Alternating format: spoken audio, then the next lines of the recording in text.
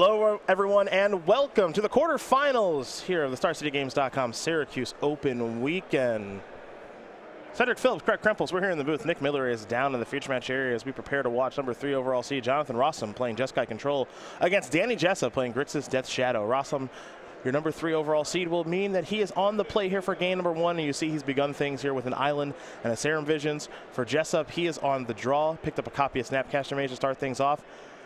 And he's going to sacrifice a Polluted Delta, very likely going down to 17 as he searches up a Watery Grave. Craig, who do you feel is going to win this matchup and why? So I picked Danny Jessup to win this matchup. I think it should be a very good game, games plural. I like all the interaction out of both of the decks, but when you take a look at the lists, a lot of what Danny Jessup is doing here costs 1 mana, and almost everything that Jonathan Rosum is doing costs 2 or 3 mana. If you look at Rosum's threats, the ones that Jessup is going to be worried about, the Spell Quellers and the Geist of St. Draft, they cost 3 mana. So when you're trying to pay 3 to cast your threats and your opponent's paying 1 to answer them or cast their own threats, it's generally advantaged towards the person paying 1. Serum Visions there for Jessup as well as he falls down to 17. One unique aspect of this match that could come up as Rosum just plays a Flooded Strand and passes the turn back is the fact that Rosum has the ability to burn Jessup out if he gets too low with Lightning Helix, Lightning Bolt, and Snapcaster Mage. So we must keep that in mind as we make our way through these games. Now for Jessup, he is going to play a Thoughtseize, a Logic Knot. Looks like a Cryptic Command. Let's make it 2 Logic Knots along with that Cryptic Command, a Lightning Bolt, a Lightning Helix, and it looks like a Snapcaster Mage. The hand there for Jonathan Rosum. What I don't see is a 3rd land right now. No 3rd land and no threat. So if he keeps drawing these reactive spells, Jessup is going to have all the time he wants to craft his hand, sculpt things, maybe hit him with a few more discard spells, and really take a great line against this draw. And Jessup's next step will be a Sleight of Hand. That one's not going to get countered by Logic Knot, so Jessup will take a look at 2 cards here, Scalding Tarn among them, then he'll consult his hand. You see at least a Stubborn Denial there in Danny Jessup's hand. So he has found the card that he wants, puts the other one to the bottom, and he will pass the turn back over to Jonathan Rosum, who has not found a 3rd land. So all he can do is draw a Path to Exile and pass the turn back over to Jessup. We head back Danny Jessup's way. He'll cycle a Street Wraith, fall down to 13. That means he'll get a new card, which is a basic Island. Yeah, and I don't think Jessup's ever going to want to try to put himself below 7 in this matchup. The possibility of just 2 burn spells killing him is very much on his radar here. Jessup will now play another discard spell here, an Inquisition of Kozilek.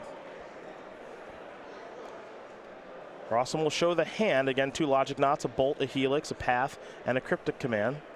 Your Jeskai Control player simply stuck on 2 lands at this stage of the game. Yeah, my first instinct is take the Path to Exile here. The Logic Knots costing 2 mana to cast are easily countered by Stubborn Denial. By Stubborn Denial. Of course, can't select Cryptic Command with the Inquisition, but everything else there can be chosen, and he will go with the Path to Exile, will Jessup. So, again, he knows all the cards there that Rosum is working with. The only thing Danny doesn't know is the top card of Jonathan's deck. For Jessup, he'll play a Thought Scour, going to send it towards himself. Steam Vents, Terminate will go to the graveyard. Card drawn was a copy of Death's Shadow. Let's head back over to Jonathan Rosum, who has picked up a 3rd land. It's a Scalding Tarn. Pass that turn back, will Rosum over to Jessup. And that was great for us. They each drew the card they wanted to draw. Danny drew the threat, and Rosum drew another mana source. Jessup will play his 4th land, which is a Scalding Tarn. Pretty healthy graveyard there, as he does have a Snapcaster Mage in his hand. Has at least 1 copy of Stubborn Denial, but there may be 2. Not a hard counter just yet, however.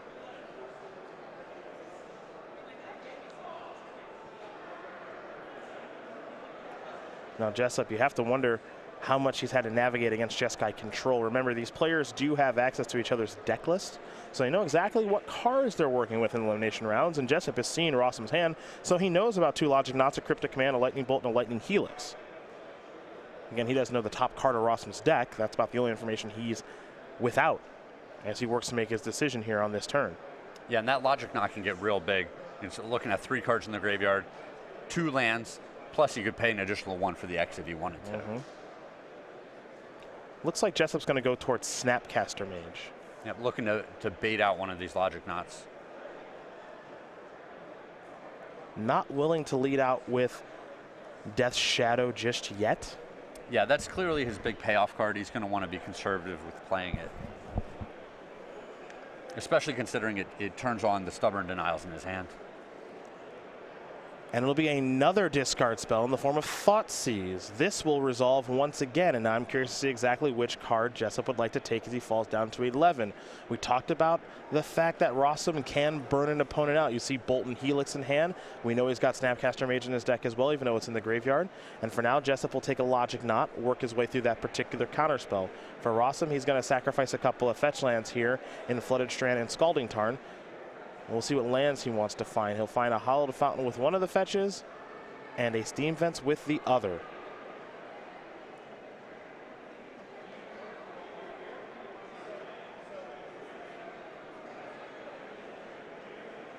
So he'll shuffle and present the deck. And of course, when we do have updates on our other matches, we will of course let you know. But we keep our attention here for now as Jonathan Rosum will draw a card. Picked up a copy of Snapcaster Mage. Not a bad one. Thoughtseize the draw here for Jessup. He might want to lead out with discard spell once again.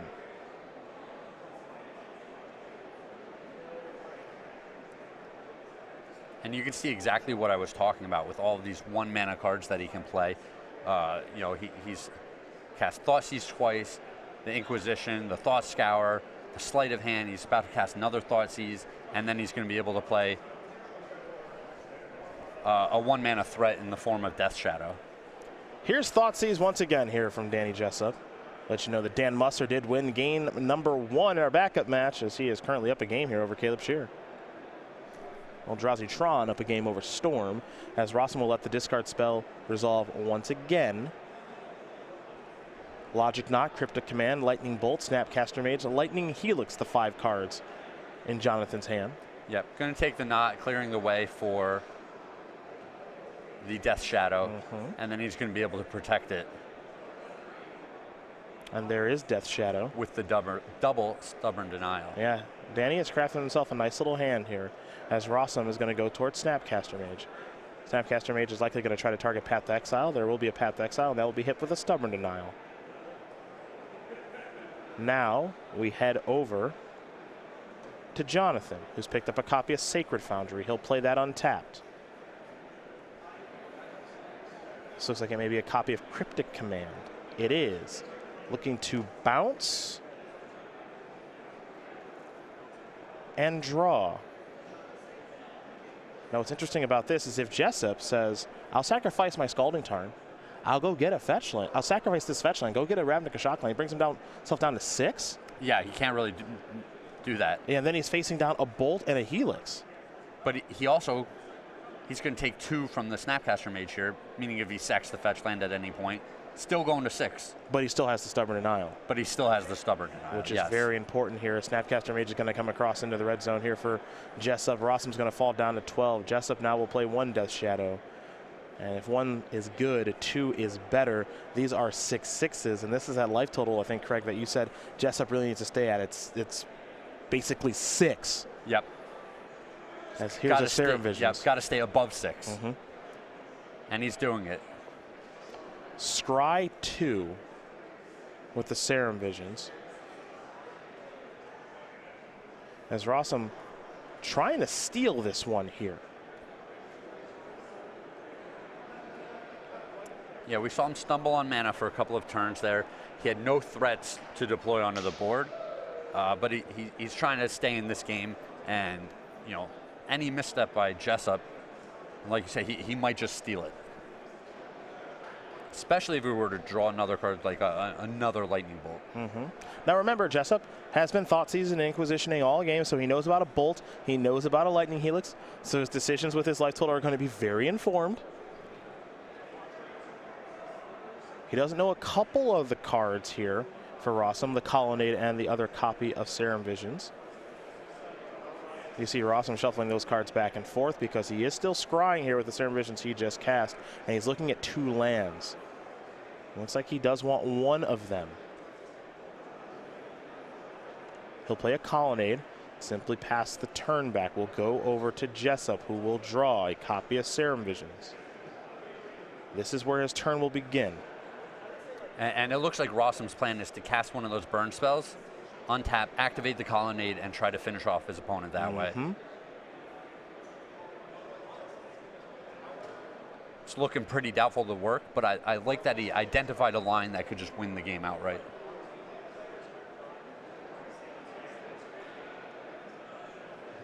Well, I don't know. This might actually work. He kept the land on top. And so I think the plan here end of turn for Rosum is fire off the Helix and the Bolt. Oh, yeah. I missed that he has 2 red sources right now. Yeah, fire off the Helix and the Bolt. Then this plan could definitely work. Hope that one resolves. Take my land off the top of my deck, put it on the battlefield, activate the Colonnade. If one of these 3 damage spells resolve, Jessup falls down to 4, and Colonnade actually gets the job done. Yes.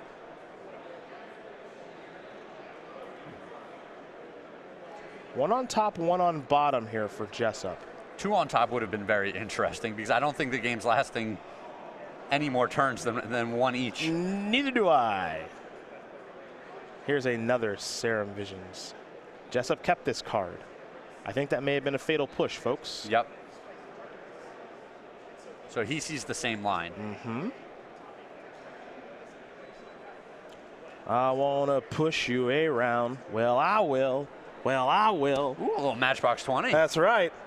Coming in for the W, if that's okay. It's a Lightning Helix going to go after Snapcaster Mage. So now if you're Jessup, you can sacrifice this fetch land and go get a blue source. Yep, going to 4. Stubborn Denial this. Stubborn Denial.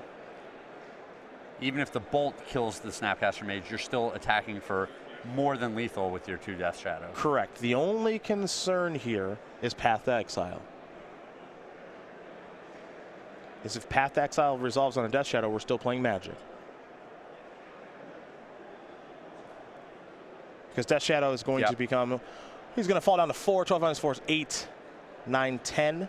Well, if he, so at 4. Death Shadow, Nate 8.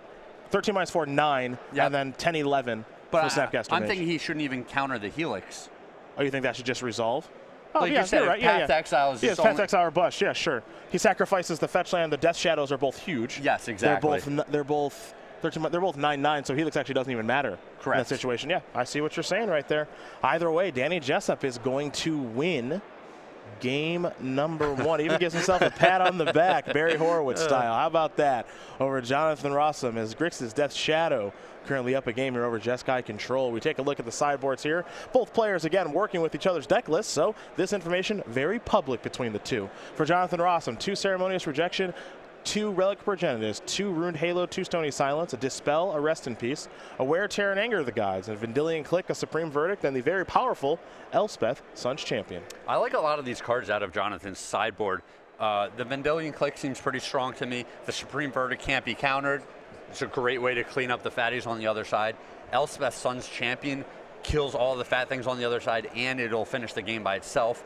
Rest in Peace is an effective way to fight the Grixis Death Shadow matchup. The Dispel is strong in counter wars and against removal spells, and the Relic Progenitor seems really good here. Even Ruined Halo has its place in this matchup. Yeah, a lot of people like playing Ruined Halo, naming Death Shadow. It's their best threat. Yep. Cheapest, biggest threat. You can lock that down. And enchantments are something they really can't get off the battlefield, though. If you take a look at Jessup's sideboard, he does have a way through a Ruined Halo in that Engineered Explosives. He also has 2 Nile Spellbomb, 2 Ceremonious Rejection of his own, 2 Collective Brutality, 2 Teamer Battle Rage, 2 Flaying Tendrils, 2 Liliana the Veil, a Liliana the Last Hope, another copy of Stubborn Denial. I don't think Danny's going to want to change a lot out of his deck here. The Engineered Explosives is a possibility. I like the Liliana of the Veil. It'd be great to take down a Spell Queller or a Geist of St. Traft with that card, and the 4 Stubborn Denial is almost certainly coming in. Yeah, you saw how good Stubborn Denial was in that game, so you have to imagine he's going to want an additional copy. It's basically a 1-mana hard counter in this matchup. So those are the options there for both players. Danny Jessup currently up a game here over Jonathan Rosum. And so now we talk one more time this weekend about the StarCityGames.com weekly sale where you can save up to 33% off wholesale lots. Go to StarCityGames.com/weekly sale for more information so you can check out those wholesale lots that you can save 33% off of. But keep in mind, this sale does end Monday morning at 10:59 a.m. East Coast time. Fortunately for you at home, we'll have a new sale up for you tomorrow morning at 11 a.m. East Coast time. So make sure you do check out go.starcitygames.com/weekly sale for all of our weekly sales, but certainly that one where you can save up to 33% on wholesale lots. With that, we learn a little bit more about the person who's currently up a game. It is Danny Jessup, the brother of Andrew Jessup, is a 25-year-old from, how do you say that? Ronkonkoma, New York. Danny's got 9 top 8s, but let's add one to that with the top 8 here, along with that open win back in 2014 in Baltimore. He's also got an invitational top 8 in Seattle, Washington a few years ago, where he lost in the finals to Dylan Donegan. Is the second best Magic player in his house. I'm willing to admit that. And brother Andrew, quite the Magic player, stayed at home this weekend to play in the Magic Online Championship Series. He gave up a home run to Mike Trout when he was 12, which, hey. Yeah, him and everyone else. Pretty much. No big deal there. Actually, Mike Trout hit a home run earlier today against the Oakland Athletics, so you're one of many, Danny. And he used to play competitive Call of Duty, to the member of TeamMetaGameGurus.com. We'll see if he can get another W here and move on to the semifinals as we let you know about an update of a match here. It looks like Jeffrey White was victorious here over, over Kieran McKenzie. That means Eldrazi beat Affinity. That is a surprise to me, my friend. 2-0, Jeffrey White won? Really, really, really? Wow. That's what they tell me. Nick Miller piping in results here. Well, we got another result here for you. Daniel Duffy with Merfolk takes down Storm pretty quickly. And that's Ryan Dunn, who's your number 8 overall seed. Ryan Dunn's tournament is over. Daniel Duffy, well, he's only lost 1 match this weekend. That was in round number 14. He's made things look very easy here this week with Merfolk. So he's on to the semifinals to play against Jeffrey White and his Eldrazi Tron deck. We turn our focus back here now, however, to Danny Jessup and Jonathan Rosum. Rosum on the play, Jessup on the draw. Both these players do have some lands to start. Yeah, that Tron Affinity matchup, if you can just open with Chalice on 0 against the Affinity deck, it's really good a lot of games. And Jessup here going to fall down to 17 as usual, searching up a Watery Grave on tap. Now here's a Serum Visions. He'll draw a card. Now he'll scry 2. Stubborn Denial going to stay on top. Scalding Tarn very quickly going to go to the bottom, and Rosum will sacrifice his fetch land. A Scalding Tarn likely to go get a Hallowed Fountain. That'll enter the battlefield tapped, and we'll head back over to Jonathan in just a moment. Look at you. You just see all the lines. This is what happens when you watch Magic all day. And you know what? Dan Musser wasn't messing around either. He got the job done with Eldrazi Tron over Caleb Shear playing Storm. So there you go. Now we're just waiting on these 2 players. What's with these Tron decks, man? Dude, I think Eldrazi Tron might be the best deck in the format. I'm not kidding. We're like, it's got kind of a bad matchup, and the other one's got kind of a bad matchup, and they both won. Yeah, and they both won fast. For Rosum, he just played a Celestial Colonnade and passed the turn back over to Jessup. Jessup will play a Bloodstained Mire. He'll sacrifice that Mire, fall down to at least 16, potentially 14. And maybe it's another Watery Grave on the way. Yes, it is.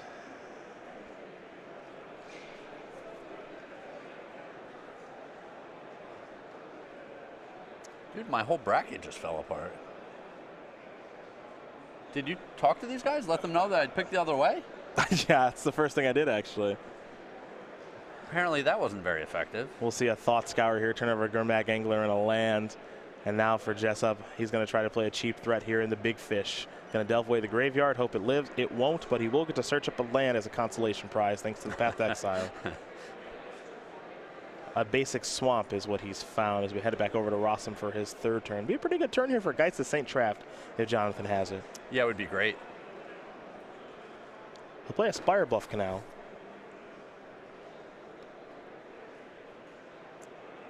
We were talking about that Ruined Halo. One of the strategies that some of the control players take, like you said, the Ruined Halo on Death Shadow, and then if you can effectively fight the Grixis Death Shadow graveyard, their other fatties just require Delve to get on the board. So if you never give them much of a graveyard, they can't deploy their other threats. Yeah, 6 mana Tassigurs and 7 mana Gurmag Anglers. Yeah, I don't think so. Pretty hard to do, yeah. Jessup will play a Thought Scour, targeting himself, and wants to reload up on that graveyard. That will resolve. Scalding Tarn. Snapcaster Mage to the bin. New card coming to the hand. It's a Bloodstained Mire.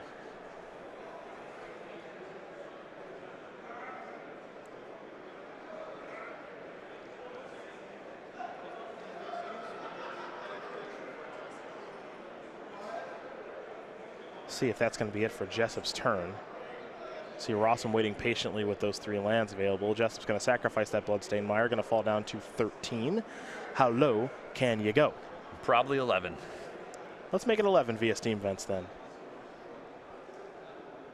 How low can you go? Depends on what deck I'm playing. That's fair. Yeah. Me? 0. You can go down to 0? Oh, yeah. Okay. I do it all the time. It's not always an effective strategy. Yeah. Here's a Serum Vision's going to pick up a copy of Snapcaster Mage. Kolaghan's Command and Nile Spellbomb, the cards here that Jessup is looking at. I think he might have interest in both of those. 2 pretty nice cards in the matchup. Card advantage built into each one of them. Jessup going to take a long look. And again, I wouldn't be surprised if he kept both, and he will keep both. Yeah, he already has a Snapcaster Mage in the graveyard. We're going to head over to Rosum.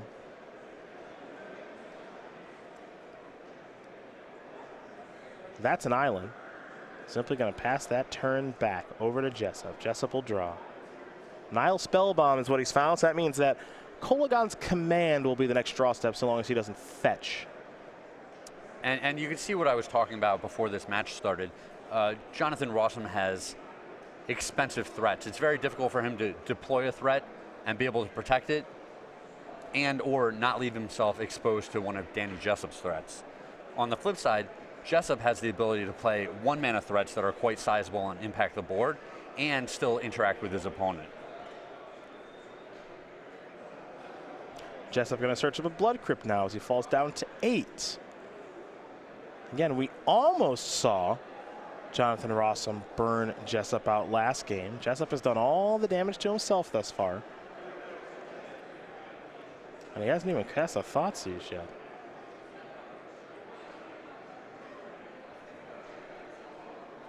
And with that fetch, it means he decided against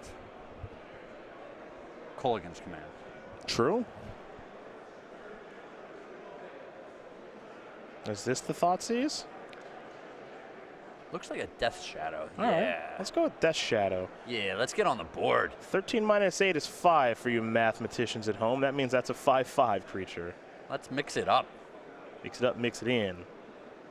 Cryptic Command? Nah, stubborn it out of that, thanks. I don't think so.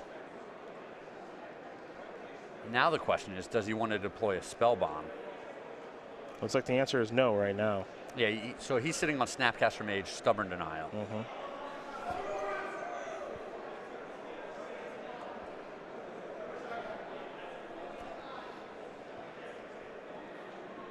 Rosum will play a Steam Vents tapped.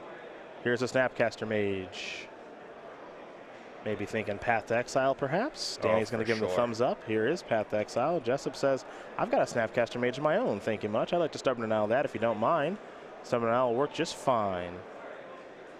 Ooh. That's an awkward one to draw here. Just a bit. Keep in mind that Snapcaster Mage, that whole interaction was on Jessup's upkeep. Very important to note. And I'm sure he would love to fire off Thoughtseize and see what the heck's going on, but like you said, that's a risky business. Yeah, 6 is just the life total I would not want to entertain here.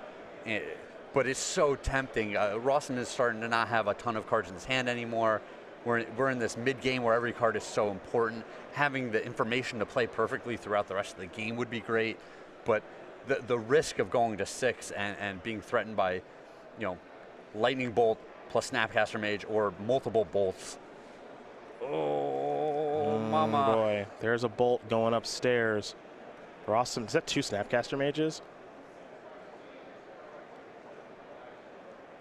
I think that might be 2. Wah, wah. So he has the Spell Bomb. He does. But there's also the threat of this Celestial Colonnade. There is. That Snapcaster can't attack. Nope, but this Death Shadow can. And it should. In there. A very quick block. Nile Spellbomb. pass. Land 6 on top for Jonathan Rosum. Making a face. It's a colonnade. All right, we play on. Well, you got to play it. Yep. And you got to hope that Jessup doesn't peel a fatal push or some way to stay alive past this. Well, yeah, and I think he'll Snapcaster Mage right now, so Jessup can't draw a card off the spell bomb. Pretty smart. Yep. Get rid of the graveyard. Pass a turn back. Here we go, folks. Jessup with a big draw step. Tasigur, which I don't think helps all that much. In his graveyard, he's taking a look. He does have a copy of Snapcaster Mage in his hand. Sure, you could cast the Serum Visions here. Mm-hmm.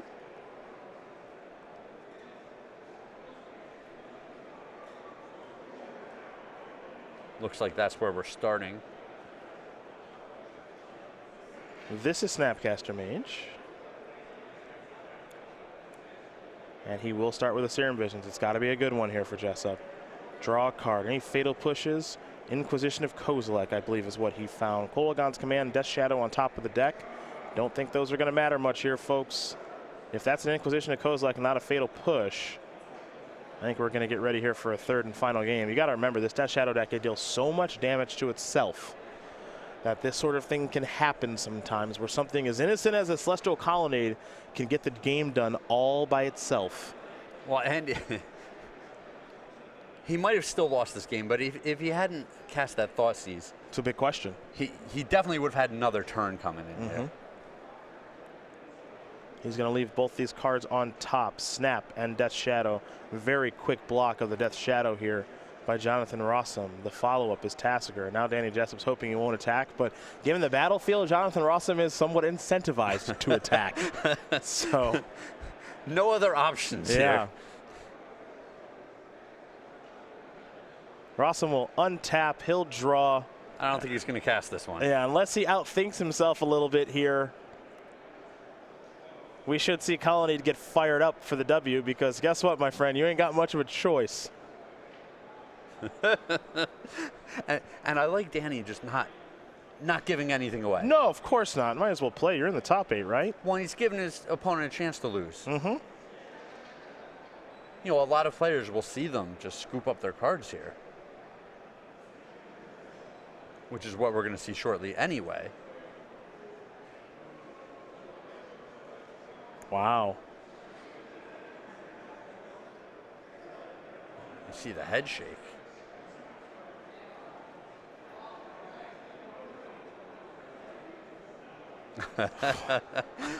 And like you said, maybe he's going to outthink himself. Maybe he's thinking, all right, I need to cast Serum Visions and draw a burn spell because he's got a fatal push. Yeah. Wow, me oh my. He might not activate this colonnade. Again, we have the ability to see the player's hands, so we are working with perfect information. Oh, it's very easy from in the booth. Absolutely. It's easy from home. It's easy from everywhere except for Jonathan Rosum's chair. Yep, and I still think he's going to get around to the colonnade play. And when he does, he's going to be very relieved. Yeah. Yeah. Fired up, activate, attack. Yep, that'll do it. Okay, fair enough.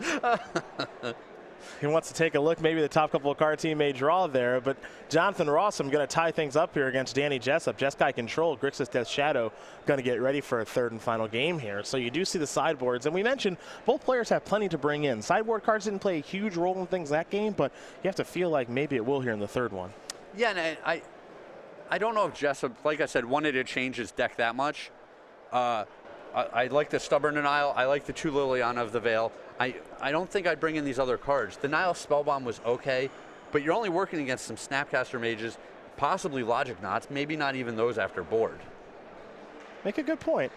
You really do. So we'll see how things do change here, because both players taking a look at each other's deck list. Looks like they are going back to the drawing board a little bit. Play draw might change some things here for Jonathan Rosum and the construction of his deck. But we do want to mention one more time here this weekend that if you plan on attending Grand Prix Washington, D.C., and we certainly hope that you do, September 1st through the 3rd, make sure you register by the main event, for the main event, today. That's, of course, a standard main event at Grand Prix Washington, D.C., because if you register by today, you guarantee yourself this hour of devastation playmat. StarCityGames.com/GPDC for more information. You can register there. You can find about the standard main event there. You can find about all the side events.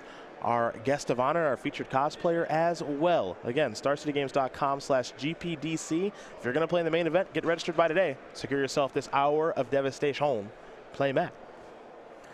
Well, we got 3 matches done, Craig. One to go. Uh-oh. What happened? We got Daniel Duffy, #1 overall seed, with Merfolk. He took down Ryan Dunn, #8 overall seed, playing Storm. So Duffy is through. He's going to be playing against Jeffrey White, playing Eldrazi-tron. That's #4 overall seed, because Jeffrey White, somehow, some way, he beat Kieran McKenzie playing Affinity 2-0, which is a real surprise to me. Perhaps McKenzie had some mulligan issues, not entirely sure. Of course, our third and final match between Dan Musser and Caleb Shear. That one ended pretty quickly, too, as Musser, the #2 overall seed, he got the job done with Eldrazi-tron over Shear, #7 overall seed, playing Storm, which means that so far I think you're 1 for 2? 1 for 2. 1 for 2. Running hot. Excuse me. One of 3. 1 out of 3. In your predictions. 1 and 2. Yeah, 1 and 2.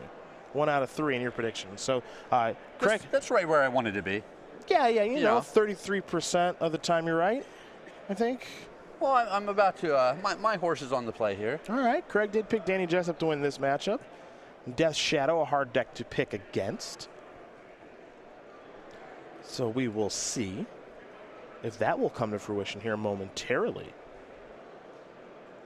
Both players will lay out their 7 cards.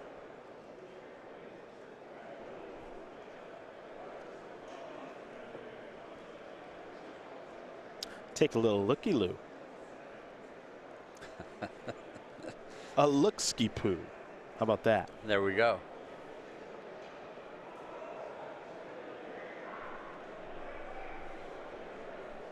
Winner of this match will be playing against Dan Musser, the Akron, Ohio native, in his 11th SCG Tour top 8, waiting for the winner of this one. Jessup, go grab that watery grave, my friend. Fall down to 17. Let's get to business. Man, these E-Tron decks have just been beating up on all of our top 8s in Modern. Yeah, they don't mess around. Todd Stevens found something, man.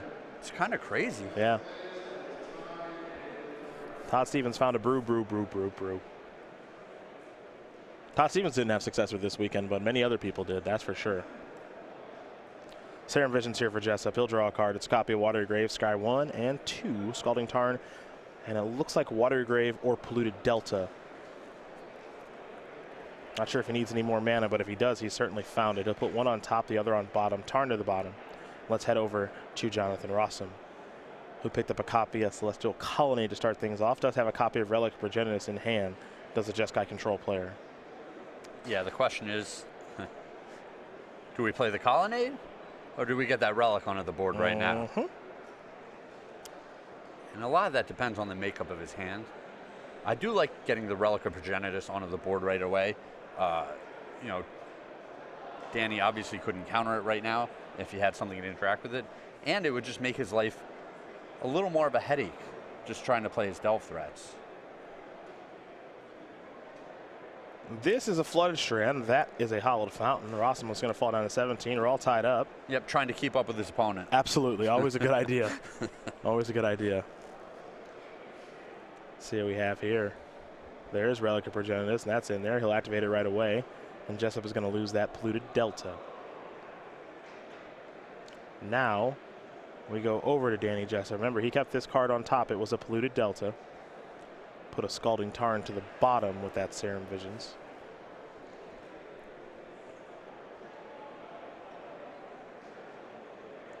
And now here's a Thoughtseize. Jessup wants to get an idea of exactly what Rosum is working with. And I'm sure you do as well at home. So a Celestial Colonnade, a Spell Queller, a Serum Visions, a Path to Exile, a Lightning Bolt, and an old Snapcaster Mage. This is a good hand. It's a good mix of everything. It's got some counter spells. Got the Snapcaster Mage to make things redundant. I like this grip. Need a little bit more mana.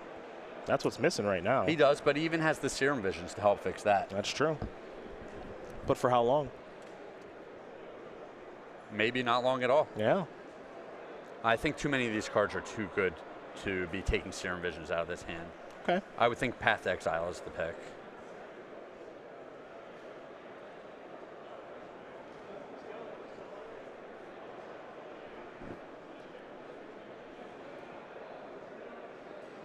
Jessup giving it a long look. It is Serum Visions. He will take Serum Visions. There we go. Big follow-up here from Jessup.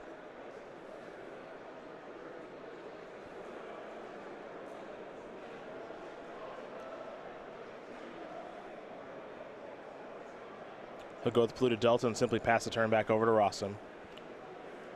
Rosum will draw a card. We know he's got Colonnade, so he'll play that. He picked up actually another copy of Relic of Progenitus.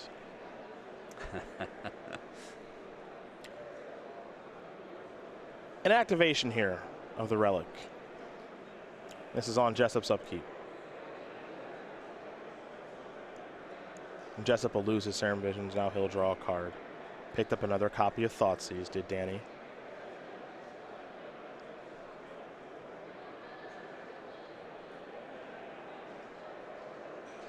This is another copy of Thoughtseize. Yeah, let's start with that. Yep.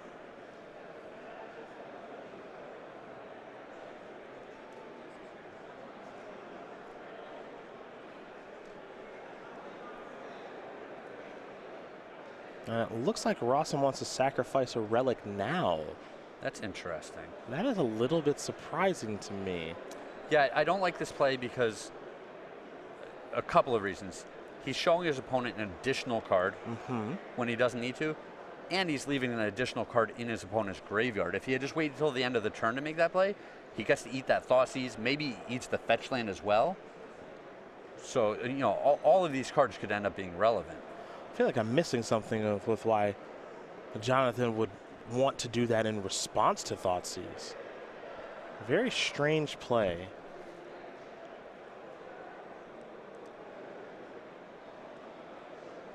For Jessup, he's looking at a hand of Spire Bluff Canal, Relic of Progenitus, Lightning Bolt, Path to Exile, Spell Queller, and the very powerful Snapcaster Mage.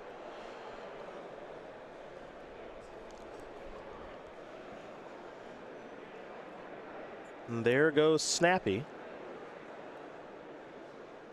Oh, one of the reasons he would want to do it right then is if Bolt or Path gets discarded, he wants them to stay in his graveyard for the Snapcaster Mage. That's reasonable. It's just a little bit, you know, it feels like he's giving away a lot of info. Yes. That's kind of the scary part to me, I guess. But there is a reason. Now, on that turn, I believe Jessup didn't play a land. Correct. Interesting. We head over to Danny.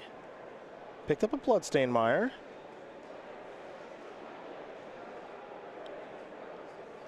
Now he's got to worry about Rosum and his Spell Queller, as Jessup will play a Watery Grave untapped. He'll sacrifice his Polluted Delta.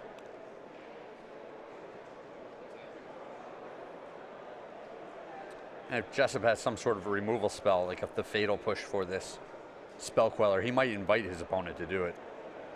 And now it's a basic swamp that Jessup has searched up, willingly not searching up a red source. Perhaps it'll bring him too low, but he does have a copy of a Bloodstained Mire in hand. Here is Snapcaster Mage. This will be a Spell Queller on Snapcaster Mage. And that'll resolve. Fatal Push will resolve, but Danny won't get the opportunity to recast anything.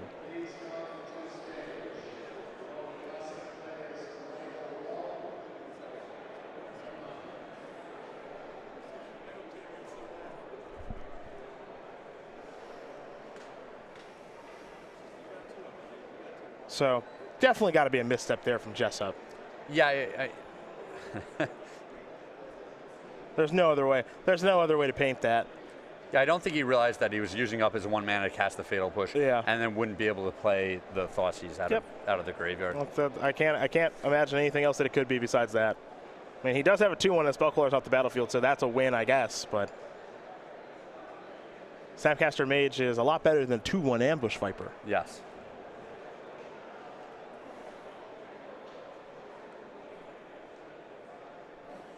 Well, sometimes when the bright lights are on, things get a little bit more difficult, as here's a Thought Scour. Gurmag Angler, Thoughtseize go to the graveyard. Jessup will draw a card. It's a copy of Nile Spellbomb. With Rosum playing a 4th land untapped, he went down to 15. Now he'll fall down to 13. And now here's a Spellbomb. Rosum right now representing Cryptic Command, a card that he's playing 4 of here this weekend. Yeah, and I think Danny's wisely going to dodge that spell.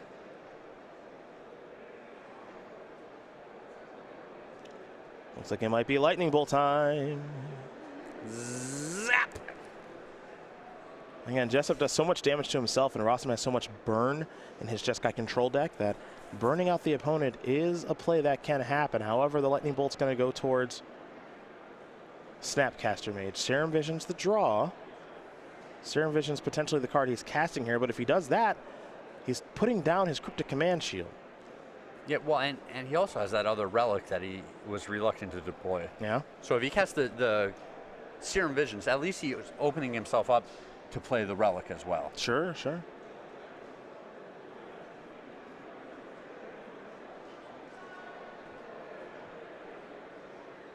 Jessup is going to blow the Nile Spellbomb. Draw a card, picked up a copy of Bloodstained Mire. He'll draw yet again, and it's another copy of Death Shadow. So is it time for the powerful avatar to join the battlefield? It is. And again, Jessup knows about the Path to Exile that's in Rosum's hand. And I think he may have been able to guess that that was there. Cryptic Command, counter, and draw. And now here's another copy of Death Shadow. And now we send things over to Jonathan Rosum. Rosum is going to draw a card. He's picked up a copy of Logic Knot. Jonathan do a nice job of getting himself into the mid game here. Yeah, this is definitely where he wants to be, getting a lot of value out of his cards. The fact that he was able to resolve that Cryptic Command was definitely a big victory for him. You know, with Cryptic Command resolving, it means that this Path to Exile is almost certainly resolving as well. And like I said, he's going to be able to relic away his opponent's graveyard, leaving Jessup with very few resources to work with here. The question is just which order does Jonathan Rosum want to do all of these things? He's going to start with Relic of Progenitus. And now he will activate the relic. The graveyards have gone away. Rosum will draw a new card. I like this. It leaves him with the Path to Exile in his graveyard, which is significant for Snapcaster Mage, and the Logic Knot already in his hand. And there is a Path to Exile. Jessup's going to get the opportunity to search up a land, and now Rosum will take this moment to cast a Serum Visions. He's drawn. Now he'll scry 2. Looks like another Cryptic Command has been found. There are worse finds. It looks like maybe also a land. Yeah, the land's kind of interesting because he wants to get up to enough for the Celestial Colonnade. But if he starts to fall behind here, he does not want to be drawing a land off the top of his deck.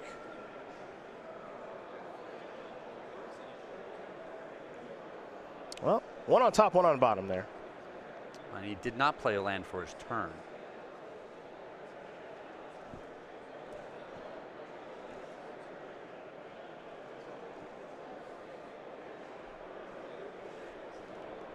Jessup with not much going on. You see the Fatal Push, but here's the Serum Visions. And Jessup without a graveyard, not much of a hand. His Death Shadow deck is kind of stalled out here a little bit, as Rosum is the one building some velocity by looking at a lot of cards here over the past couple of turns. He'll play him out, and he's still got triple blue available, and Jessup has drawn another land. He'll just pass the turn back. Spell Queller has come down. Just the naked Spell Queller. Yeah. I like it. It's time to get a clock going. Yeah, we're getting to work. I've got tons of cards in my hand. You know, this game's probably going to end with me not even playing all of these cards. And now here's Geist of St. Traff. Now this game could be over very quickly. Next turn. Yeah. Rosum looking to present lethal here, as Jessup does have this Fatal Push. Doesn't kill Geist of St. Traff, of course. He can kill the Spell Queller with it thanks to this Bloodstained Mire that he sacrificed, but Danny J is in some real trouble here. I'm not quite sure, Craig, what the best draw is even for him. Liliana of the Veil would be quite good if he brought it in, but we know about the Logic Knot in his opponent's hand. That's very true. Here's a Fatal Push. Yeah, Liliana wouldn't be too bad at all. I do agree with you on that one. See if maybe that's what Jessup draws this turn. He'll take a draw step. He's found another land. He's got a lot of lands in his hand. And if Jonathan Rosum plays land number 6 and is willing to go for it, he's going to be moving on. Yeah, he'll definitely win the game. And there's not even a threat of him losing the game next turn. Down to 1 goes Jessup. Jessup will draw. It's a Liliana of the Veil, which is oddly enough a touch late. Cryptic Command at the ready here for Jonathan Rosum. And a Logic Knot. That as well. He only has the blue to play one of them.